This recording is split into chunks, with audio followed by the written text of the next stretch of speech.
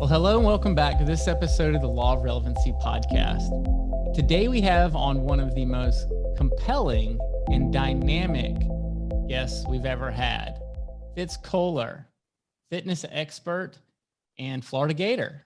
Fitz, welcome to the show. Thanks, Cord. It's good to be here.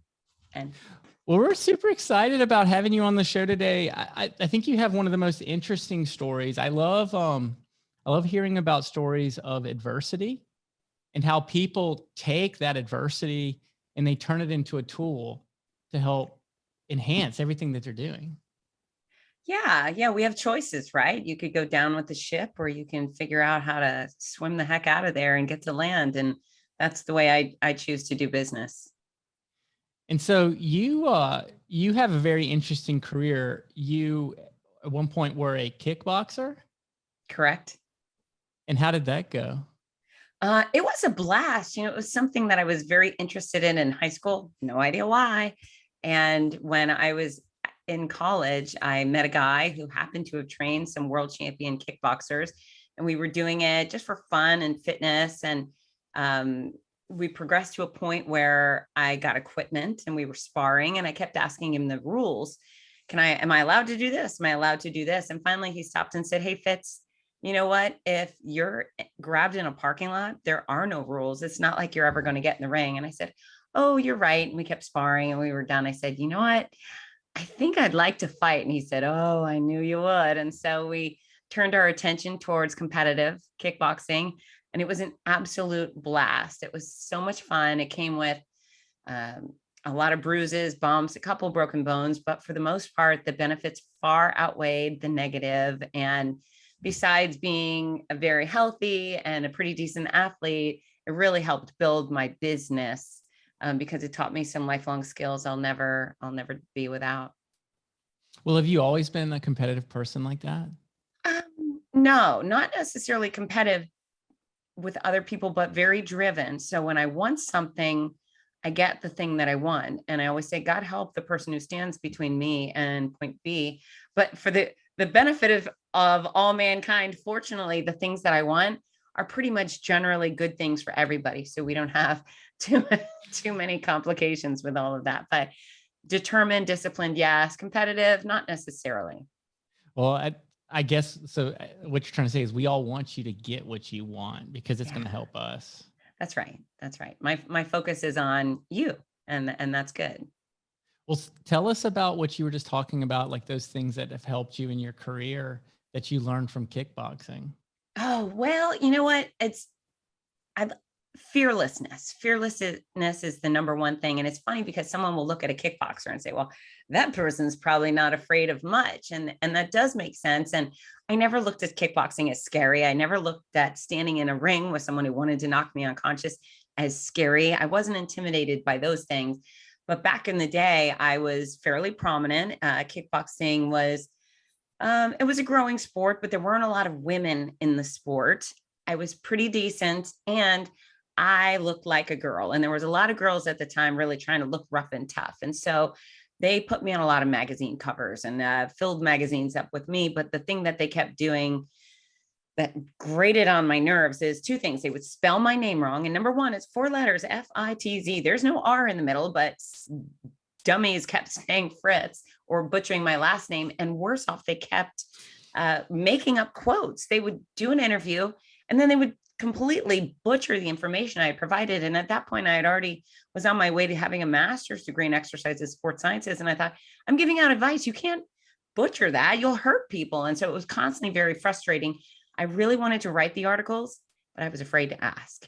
And so this agonizing experience of going to the bookstores and being disappointed every time was kept going on until one day, after a particularly, you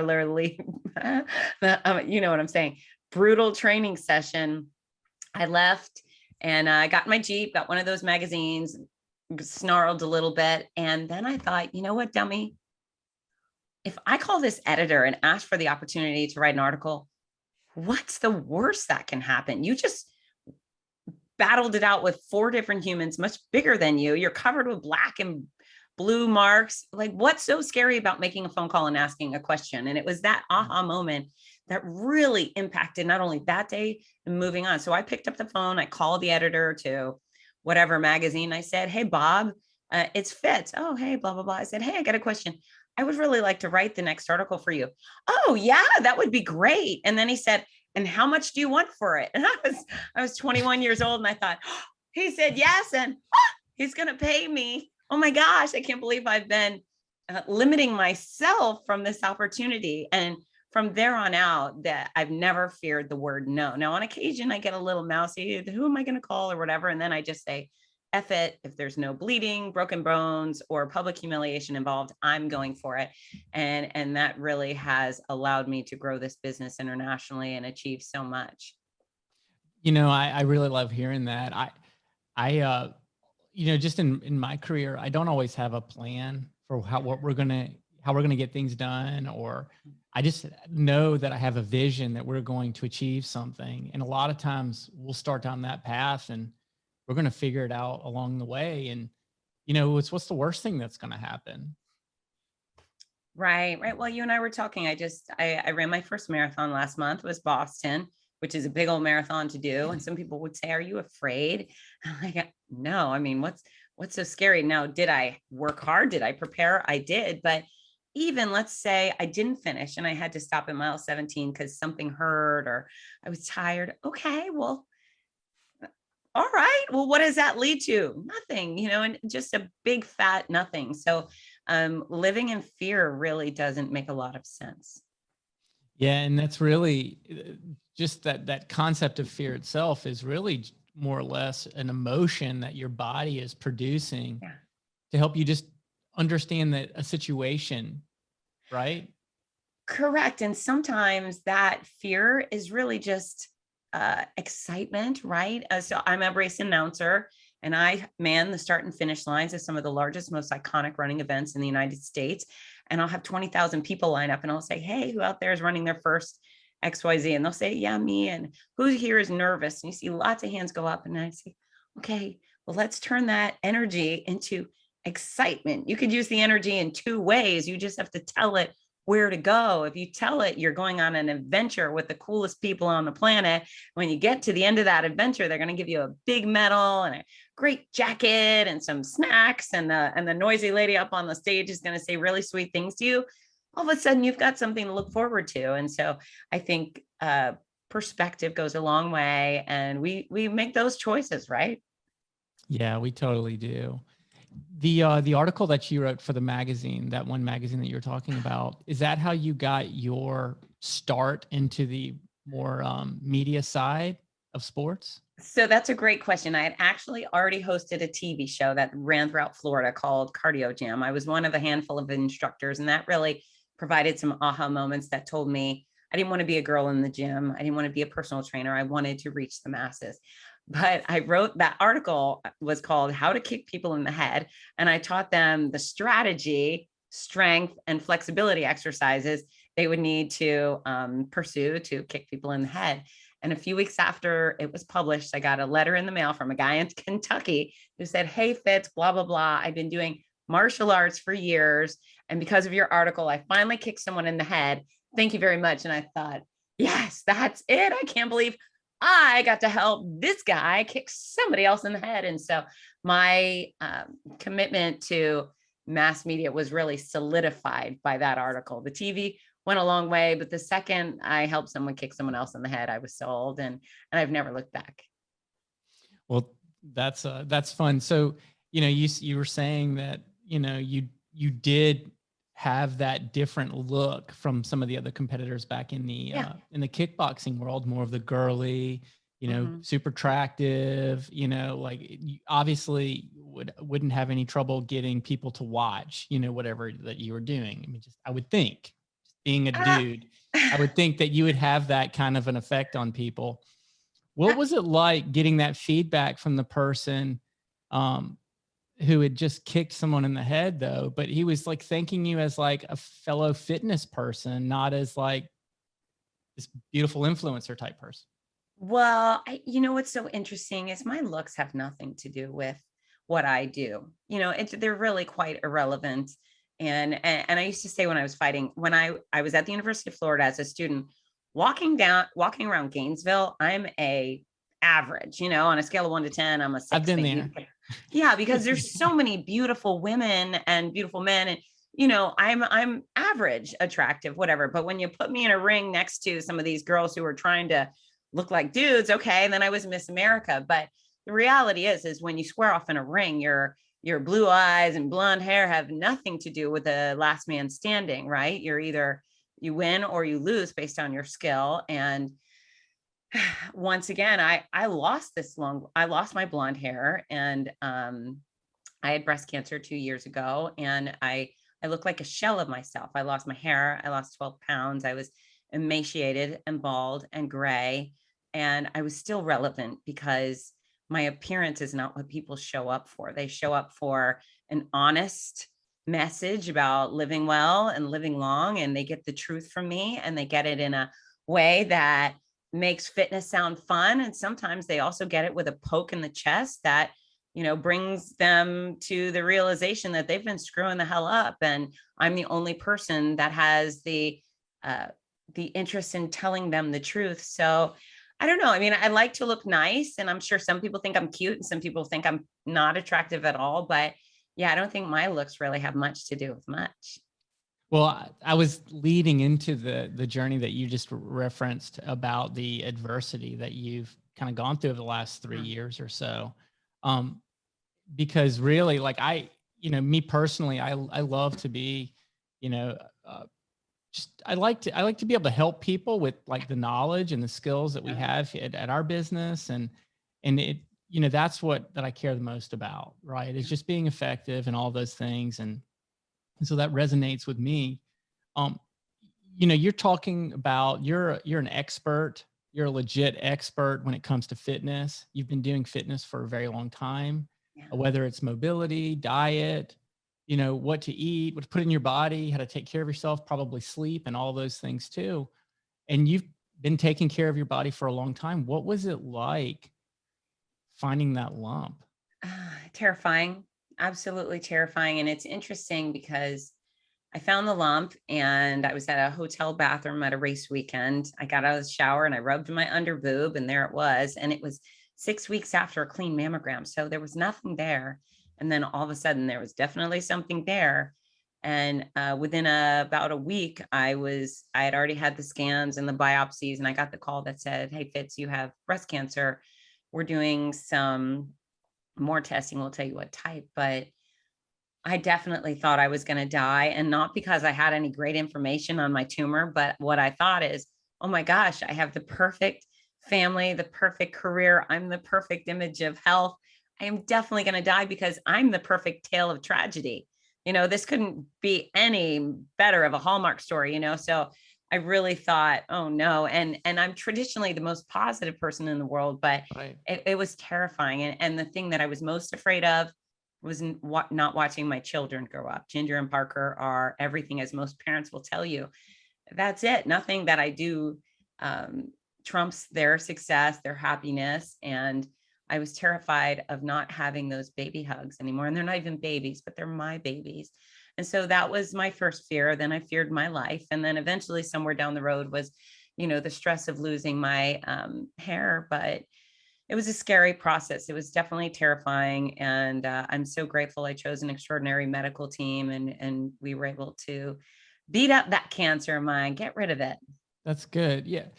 So tell me, was the cancer, I mean, you had just gotten a clean mammogram 6 weeks ahead of time. Like, was that a more aggressive form of breast cancer? I mean, for it to show up so quickly. Yeah. So there's two things. And one of my friends is a radiologist because I said, how do I have so much cancer? It was a lump, a sizey lump, and 3 lymph nodes infected within 6 weeks. And I just said, how did this happen? And she said, well, Fitz, there's no rule that says the second you walk out of your mammogram, a cell can't go rogue.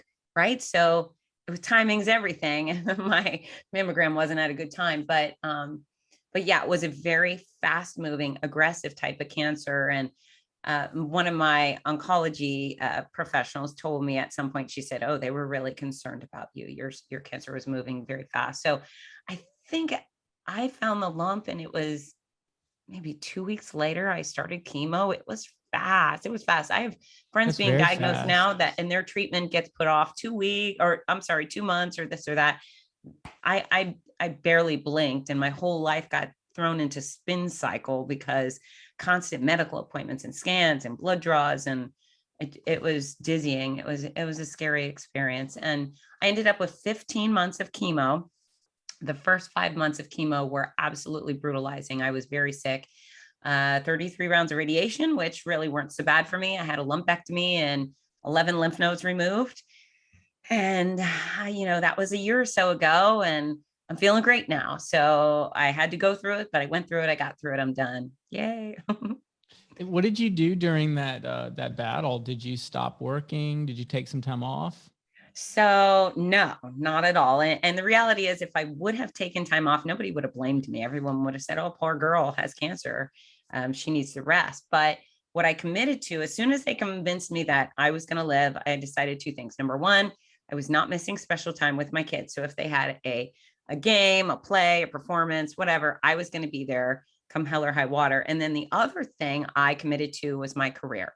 I earned my rightful spot on those stages. And I knew that if I missed the Los Angeles Marathon, for example, or Big Sur Marathon or Buffalo, I would just be home crying. I'd be sad. So I got on every one of those planes I was booked for. It was, I think, 30 different events around the country. And it's interesting to me, the COVID's the big thing right now, the bad boogeyman, and everyone's hiding from it. But as officially the most immunocompromised person on planet Earth, I got on the planes almost every weekend, sick as a dog. I went out to mass gatherings where I made lots of happy noise for hours. I hugged every stranger I could get my hand on. My life is better with people. My life is better with sweaty strangers spreading germs on me. My life is lifted up because of those experiences. And so my kids, my career meant everything. And even during the darkest days, I would sleep on those hotel bathroom floors because that's where you sleep when you're sick, which is weird. But I'd sleep on the bathroom floor. And then at 4 o'clock in the morning, my alarm would go off and I'd get up and I'd get dressed. And then magically, once I stepped on those stages and surrounded by tens of thousands of athletes, all of my sickness washed away, all of the scared, all of the weird feelings, they disappeared because I got to focus on the people that I loved and admired and cared about. And all of my energy was about them. And so none of it was about me or cancer or being the bald spectacle on those stages. So yeah, I think those two decisions are probably the ones the best I've ever made in my life. They dramatically changed the way things went for me. And here's the deal. If I would have stayed home and rested, nobody would have blamed me, but I think Fitzness would have fizzled out, right? I would have been forgotten, or, I would have been the sick girl. But because I chose to be the victor instead of the victim, I doubled my business. I grew my business while bald, while gray, with rashes all over my body. I grew it because I chose me and I chose my career. It was fantastic. Well, I'm glad that you've had that experience. When you were doing all of that, did any of the people who run a lot of those marathons, did they know what you were going through? Did they come over and talk to you?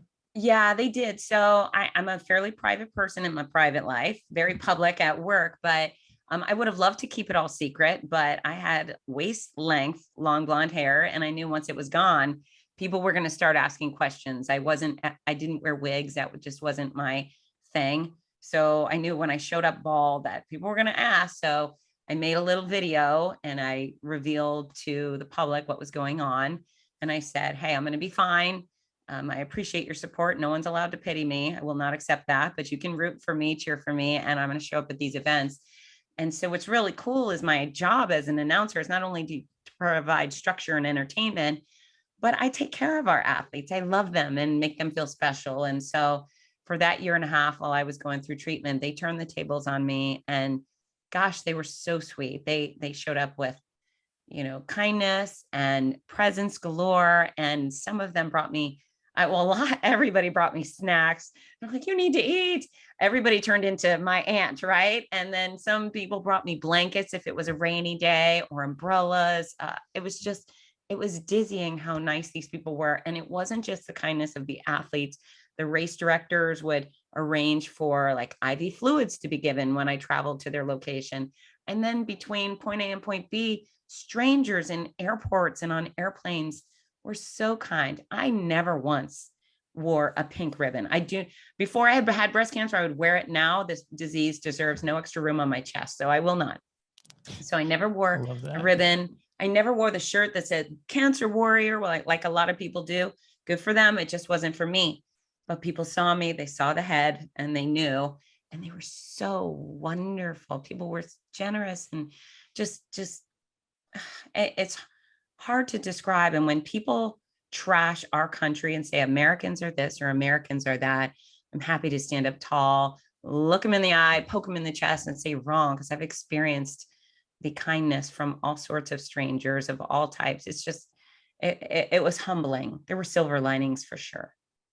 I love hearing that, how they turn the table on you. Is that what inspired you to write your book? Because now you're helping them again.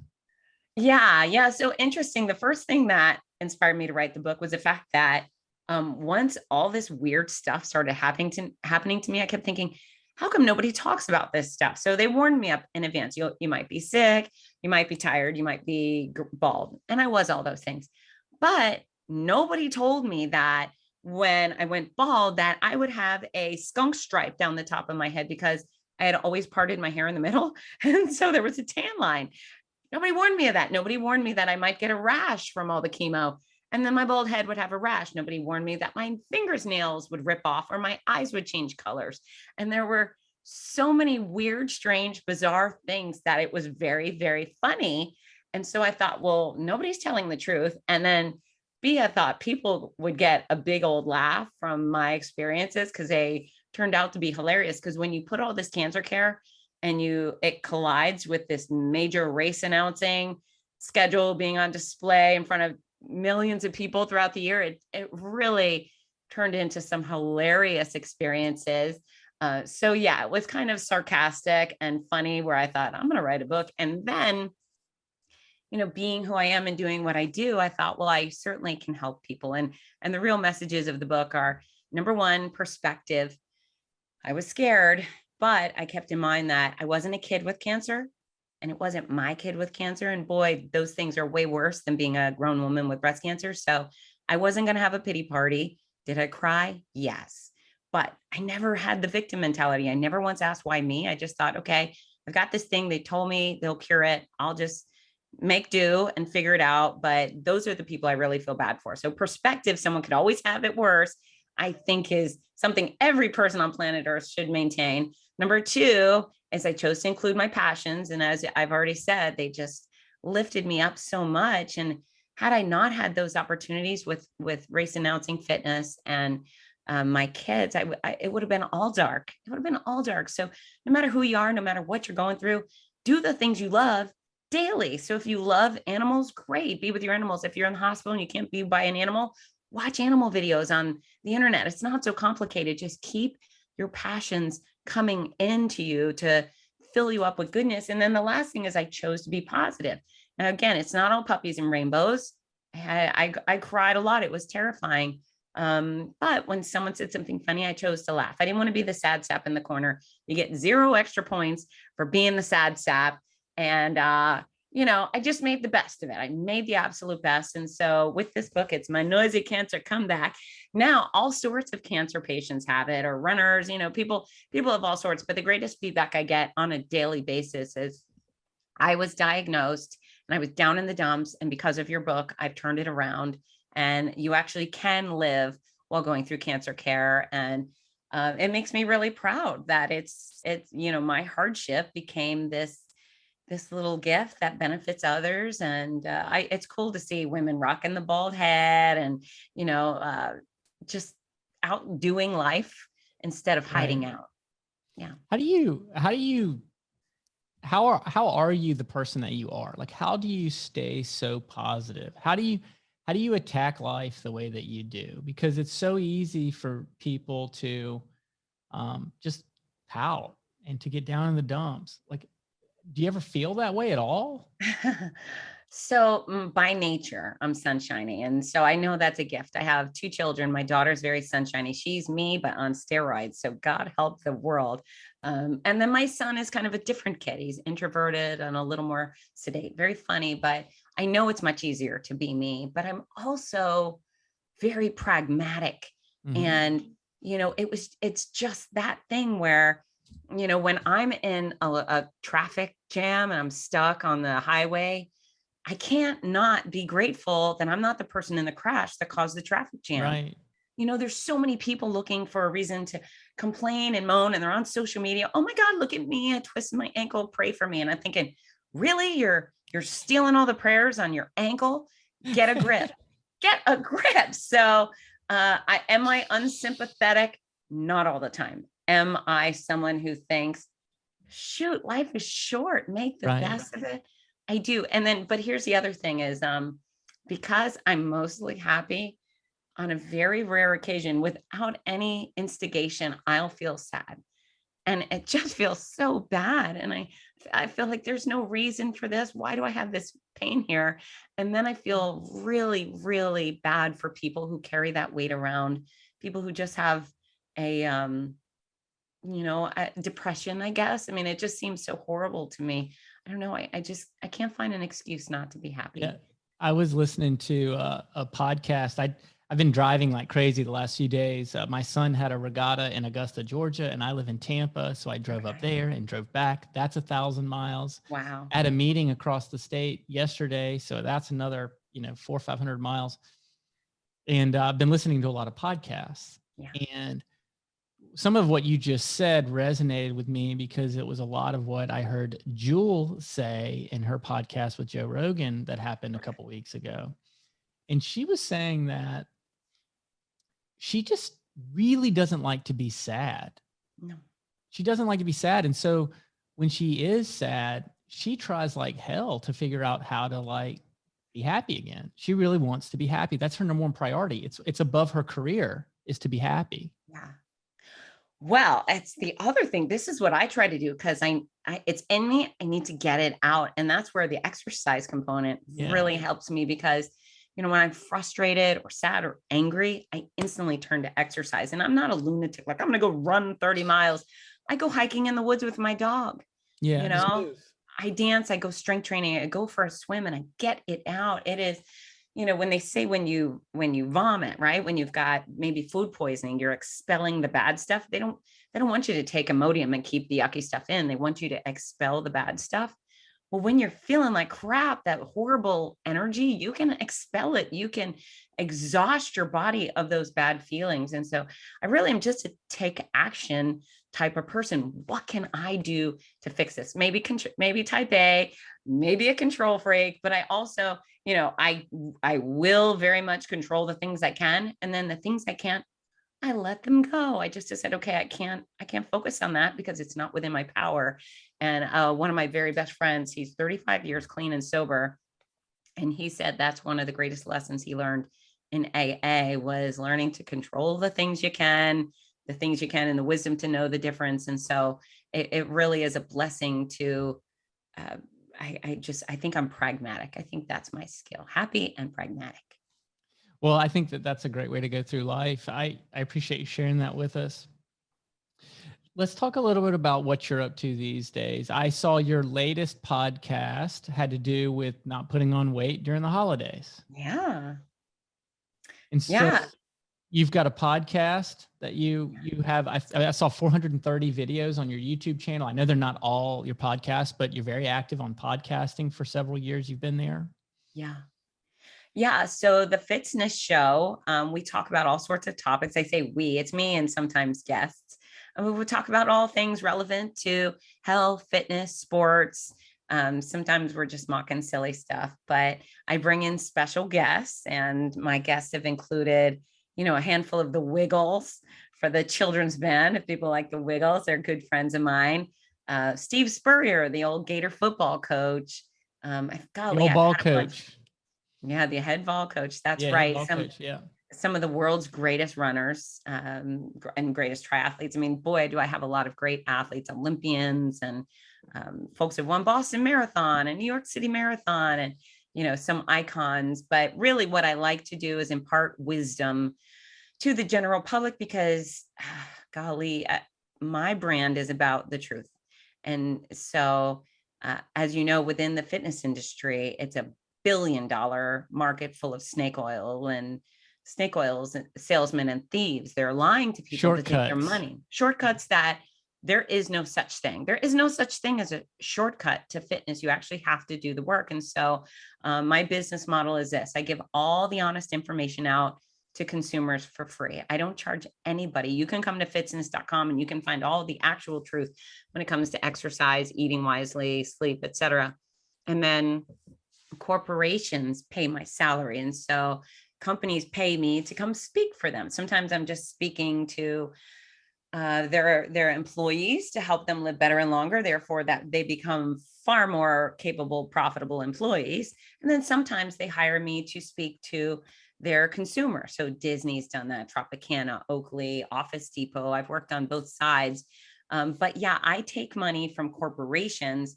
So when someone comes up and says, Fitz, I need to lose 50 pounds, I really could use help. I never have to have a barrier between them and I can tell them the truth. And the good news is when it comes to weight loss, it's the exact formula for weight loss. It's on the cover of Fitzness.com. Simply teaches you how to eat the right amount of the right food for the size you'd like to be. You learn your own specific caloric budget. So for the most part, think of your goal weight, put a 0 on the end, boom, that's your caloric budget. If you stick to that budget daily, your body will eventually shrink down to that size. Now, a little more complicated than that, but also not really. So go to Fitzness.com, right on the cover, it's exact formula for weight loss. You'll see for yourself. But then the other thing I spend my time doing is trying to get people to pursue all 4 pillars of fitness, because you cannot be fit without all of them. So for example, if you're a marathon runner who can't do 5 push-ups, are you fit? If you're a bodybuilder who can't touch your toes, are you fit? A yogi who can't climb a flight of stairs without huffing and puffing, are you fit? No, even if you look the part. So it's important that people pursue strength, cardiorespiratory fitness, flexibility, and balance training. And all 4 of those elements matter. You do not qualify as fit unless you have some sort of sufficiency in those areas. So you know what to put in your mouth. You have these 4 elements of fitness. I want you to get quality sleep. If you are a tired person, you are not going to exercise, and you're certainly not going to make good decisions when it comes to what you eat. And then the last most important thing is you got to remove the cranky people from your life. Toxic people ruin everything. So even if they're blood relatives, if they're mean to you, excuse me, they're not worth it. That's awesome. I was going to ask you for some good advice and you just laid it on us. So I appreciate it. That's really good. Thank you. And so do you think that because you did those things in your life, it helped you be successful at fighting cancer? Absolutely. Yeah, absolutely. And what I want people to know, because people just think I have it easy, I was an overweight teenager with an eating disorder. So I know what it's like to struggle. And then once I figured it out, thank goodness, through my education while I was earning my master's degree, that's where I kind of stumbled across the formula, which hadn't been written out so clearly, but I learned how many calories people burn per pound of body weight per day type thing. And I was able to put those things together. So I was able to start working on myself and learning more about exercising wisely and what types you should do. And so it wasn't always easy, but I was always committed. And I had lived in a body that I loved for 20 something years before my diagnosis. And then, yeah, a little shocked to be this girl getting diagnosed, but it's 1 in 8 women. So why not me, right? Why not? My cells can misbehave like anybody else's. But it was right at my 6th round of the really mean chemo. And I had been really torn down at that point. Like everything in my body had gone wrong, and I was emaciated, and the whole thing was bad. And I remember going into my oncologist office for the appointment before I had my 6th round, my final round of the really mean stuff. And I was a basket case. I was just crying, and it was the nerves of going to have this drug put back in me, because I knew, round number 1's scary, but round number 6 is super scary because you've been there, you know what it's going to do. And my Dr. Gordon, Lucio Gordon, he said, Fitz, you have done so great. And I said, I have not done great. He goes, no, you've done really, really great. I said, I don't know why you keep saying that. I'm a mess. He said, Fitz, if you weren't so committed to health and fitness, you would have been hospitalized for a month. There's no way you would have escaped that. You traveled the country and had more fun and were more active than most healthy adults I know. So yeah, you're sick, you've suffered, but you've done great. And it's only because of your commitment to health and fitness that you really sidestepped long-term hospitalization, feeding tubes, et cetera. So yeah, and the message with that for anyone is prepare your body to do battle today, because you never know when illness or injury is going to strike. There might be a car accident waiting for you this afternoon or an MS diagnosis tomorrow. I don't want that for anybody, but on any given day, doing any given thing, are you better off being stronger or weaker? And the answer 100% of the time is stronger. So you don't have to be perfect, but you do have to start moving in that right direction. And I think COVID is a great example. I had no fear of COVID. Are you kidding me? That's the last concern of my mind. However, the obese guy across the street, he's basically been wearing an astronaut spacesuit because he's terrified. Why? Because he's high risk. Why? Because he's obese. He eats like a lunatic and doesn't exercise. I mean, we have choices that lead to consequences. And so thankfully, the choices that I made led to getting through cancer care without dying, without long-term hospitalization, whatever. So look in the mirror today and decide who you want to be. Have a good, honest look at who you are right now. And if you're not someone who's likely to soar through cancer care or, get past COVID in a heartbeat or the flu, for crying out loud, then make change, and I can help you. I have a ton of free resources, and I would love to hold every last one of your hands and guide you towards, the fit body you deserve. And we're all going to go check out your podcast about getting through the holidays. Cause I was even listening to something on the radio this morning and someone was talking about how on average people are going to gain 7 or 8 pounds, between now and January. What's some good advice for us to still enjoy ourselves during the holidays, when it comes to food and drink and all those things, but also not get too crazy? Sure. So I can boil it down really quickly. Number one is a realization that they sell, or we can have holiday food year round. Mashed potatoes, boom, you can find them in March. They exist there. So you don't have to eat all the mashed potatoes at Thanksgiving.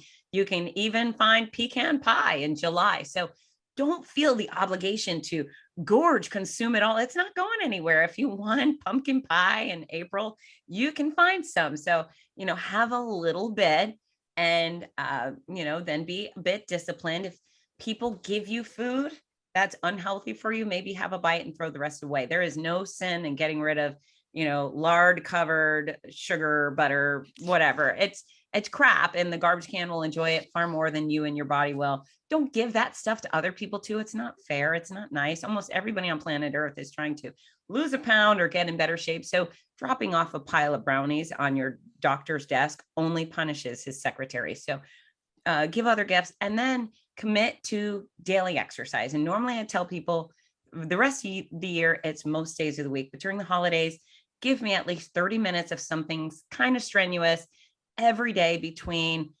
Thanksgiving and New Year's, and you'll get there fitter, not fatter. That's great advice. Well, I appreciate you coming on the show today and giving us all of your great wisdom about fitness and life in general. It's been a pretty compelling story hearing about, how you were faced with some serious challenges and how to get through those. I think that advice is something that we can really take to heart. And if we just do 10% of what you've said today, we should be better equipped to deal with those types of things if they come our way.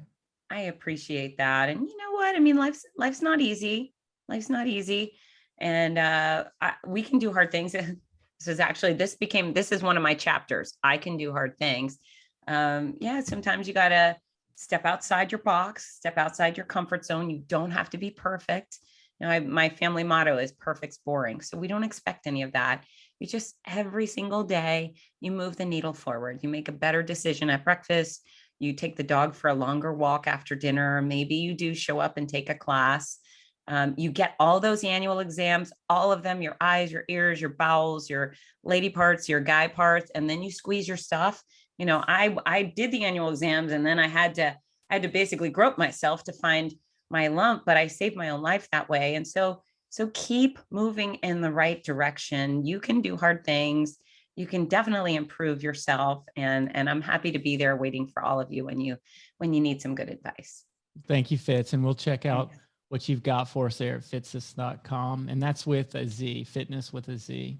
Fitzness.com. Yes, sir. And Fitzness on all social media channels. So reach out, tell me you heard me on the Law of Relevancy, and say hi, because I'd much rather have friends than followers. Absolutely. I agree with you. And you can follow us anywhere where podcasts are found at the lawofrelevancy.com and on all the Bake More Pies channels as well. I'm the CEO of Bake More Pies.